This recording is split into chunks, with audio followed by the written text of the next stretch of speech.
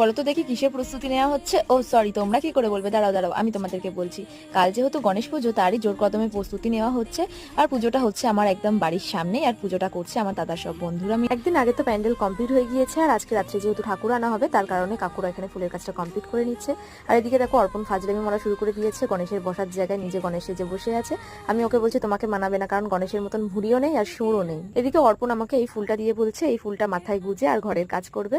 তো যাই হোক, পুরো সাজানো কমপ্লিট হয়ে গিয়েছিল। আর রাত্রেবেলা ঠিক এরকম লাগছিল দেখতে পুজোর জায়গাটা।